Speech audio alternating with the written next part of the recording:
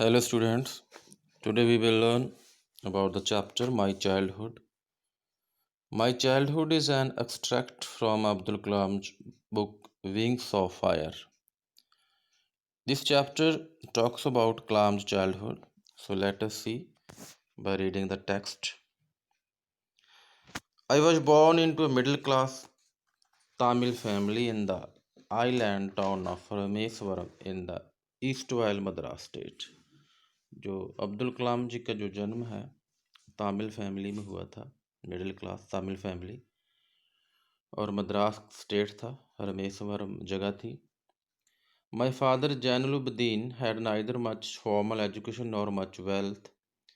कहता है कि जो उसके फादर थे वो ज़्यादा ना तो पढ़े लिखे थे और ना ही ज़्यादा अमीर थे। Despite these disadvantages he possessed great innate wisdom and a true generosity of spirit.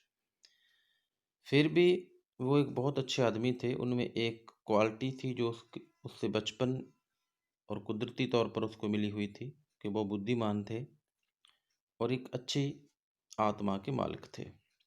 He had an ideal helpmate in my mother Ashiamma. जो उसकी मदर है अशियामा, वो भी उस बहुत एक अच्छी लेडी थी। I do not recall the exact number of people she fed every day. मुझे ये तो नहीं याद कि हर रोज वो कितने लोगों को खाना खिलाती थी, but I am quite certain that for more outsiders ate with us than all the members of our own family put together। जितने मेंबर उनकी फैमिली के होते थे उससे ज़्यादा बाहर वाले आउटसाइडर उनके घर खाना खाते थे। इससे हमें पता चलता है कि अब्दुल कलाम के जो पेरेंट्स हैं, फादर और मदर, बहुत अच्छे थे। I was one of many children, a short boy with rather undistinguished looks, born to tall and handsome parents.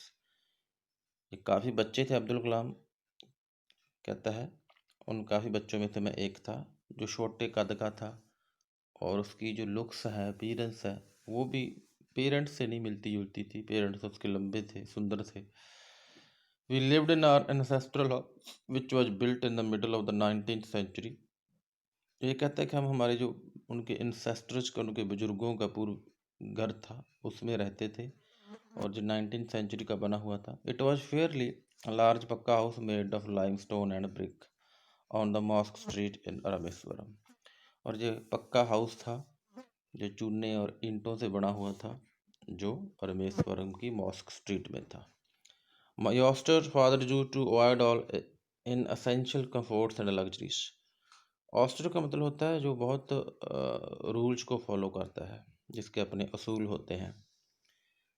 इसका फादर भी वैसा था, वो बिना मतलब की जो लग्जरीज हैं, सुख सुविधाएं नहीं को लाइक करता था घर में। However, all necessities were provided for in terms of food, medicine और clothes। पर जो ज़रूरतें हैं, जो बेसिक नीड्स हैं, वो सारी हमारी, जैसे फूड है, क्लॉथ्स है, मेडिसिन है, वो हमें सब मिलता था। In fact I would say mine was a very secure childhood, both materially and emotionally. कहता ये मैं कहूँगा असल में जो मेरा बचपन है बहुत वो सिक्योर था, सुरक्षित था, पैसे के हिसाब से भी और प्यार के हिसाब से भी। The second world war broke out in 1939 when I was 8 years old। For reasons I have never been able to understand, a sudden demand for tamarind seeds erupted in the market. Second world war बेटा 1939 में start हुई थी। कलाम जिस time सिर्फ 8 साल के थे, और एक रीजन का तक कहते मुझे पता नहीं क्या था, एक टैमरिंड के सीड्स की डिमांड बहुत बढ़ गई थी उस time. I used to collect the seeds and sell them to a provision shop on a mosque street। मैं उन सीड्स को इकट्ठे करता था, टैमरिंड सीड्स को, और बेचता था। A day's collection would fetch me the princely sum of 1 आना। कहता है कि मुझे एक दिन का एक आना मिल जाता था, जो उस टाइम एक बहुत बड़ी रकम थी कलाम जी के लिए। My brother-in-law Jalaluddin would tell me stories about the headlines in दीनामणि। दीनामणि बेटा एक अखबार का नाम है जी। और जो मेरा कहता है ब्रदर इन लॉ था, वो जंग के बारे में सारी कहानी मुझे सुनाता था। Our area being isolated was completely unaffected by the war। हमारा जो एरिया था अलग था, आइसोलेटेड था, इसलिए वॉर का कोई वहाँ इफेक्ट नहीं था, कोई असर नहीं था। But soon India was forced to join the allied forces and something like a state of emergency was declared. पर जल्द ही इंडिया को मित्र देशों के साथ लड़ने के लिए उनको फोर्स किया गया कि आप भी लड़ो, आपके सिपाही भी लड़ेंगे, इसलिए अब एमरजेंसी जैसे माहौल पैदा हो गई थी इंडिया में भी। The first casualty came in the form of the suspension of the train halt at Rameswar station। पहली जो कैजुअलिटी है, पहला जो डेथ है, वहाँ एक शक के तौर पर आई थी रामेश्वरम स्टेशन पर। The newspaper now had to be bundled and thrown out from the moving train on the Rameswaram road between Rameswaram and Dhanushkodi. अब जो चलती ट्रेन से ही बंडल जो अखबारों के फेंके जाते थे, that forced my cousin Samsudin, who distributed newspapers in Rameswaram, to look for a helping hand to catch the bundles, and as if naturally I filled the slot। अब उन चलती ट्रेन से जो बंडल फेंके जाते थे, उनको पकड़ने के लिए उसके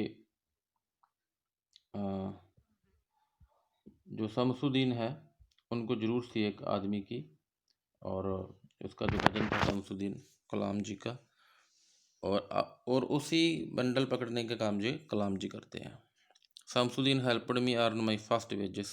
Half a century later, I can still feel the surge of pride in earning my own money for the first time। Shamsuddin help करता है उसको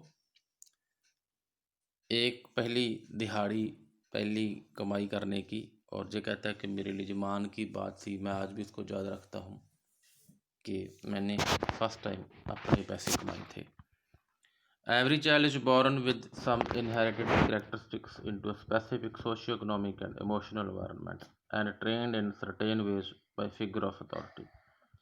कहते हैं कि हर बच्चा में कोई गुण होता है, और कुछ गुण वो जहाँ वो रहता है, यहाँ उसका पालन पोषण होता है, वहाँ का जो सामाजिक आधार होता है, वहाँ से वो सीखता है, वहाँ के एनवायरनमेंट का असर उस पर पड़ता है। तो कलाम जी पर भी पड़ा। कहता है, आई inherited honesty and self discipline from my father. कहता है मैं अपने फादर से ईमानदारी और आत्म जो डिसिप्लिन है वो अपने फादर से सीखा मैंने। From my mother I inherited faith in goodness and deep kindness and so did my 3 brothers and sisters. फिर अपनी मदर से कहता है मैंने अच्छाई में विश्वास रखना, बहुत ज़्यादा काइंडनेस, दयालुता शो करना सीखी, जैसे उसके बाकी ब्रदर सिस्टर में भी थी। I had 3 close friends in my childhood, Ramananda Shastri, Aravindan and Shiva प्रकाशन। मेरे 3 दोस्त थे बचपन के, जिनके नाम जी है। All these boys were from Orthodox Hindu ब्राह्मण फैमिलीज। ये सारे ही बच्चे एक बहुत रूढ़िवादी ब्राह्मण फैमिली से बिलोंग करते थे। As children, none of us ever felt any difference amongst ourselves because of our religious differences and upbringing। जब हम बच्चे थे, हमने कभी ये महसूस नहीं किया था कि ये और धर्म का है, ये हिंदू है या मुस्लिम है, क्योंकि हमारी जो पालन पोषण ऐसा हो रहा था कि हमें ये बात कभी महसूस ही नहीं करवाई जाती थी। In fact Ramananda Shastri was the son of Pakshi Lakshman Shastri, the high priest of the Rameswaram temple. वहाँ का जो रामेश्वरम का जो मेन टेम्पल था, उसका जो प्रीस्ट था वो कौन था?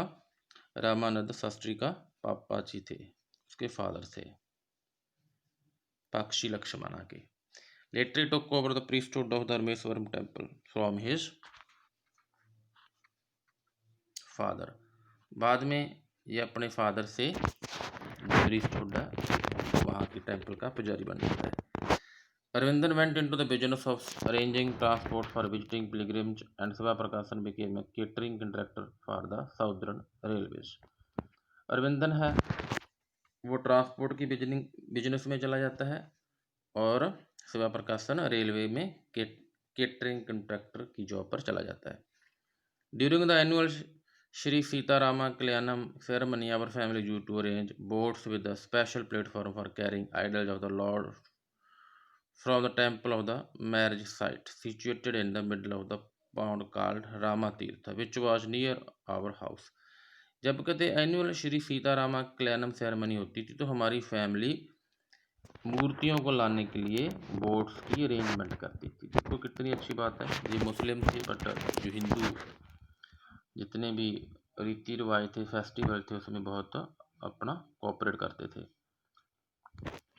Events from the Ramayana and from the life of the prophets were the bedtime stories my mother and grandmother would tell the children in our family। कहता हमारी फैमिली में मेरी दादी माँ और मेरी माता जी रामायणा से रिलेटेड स्टोरीज हमें सुनाती रहती थी।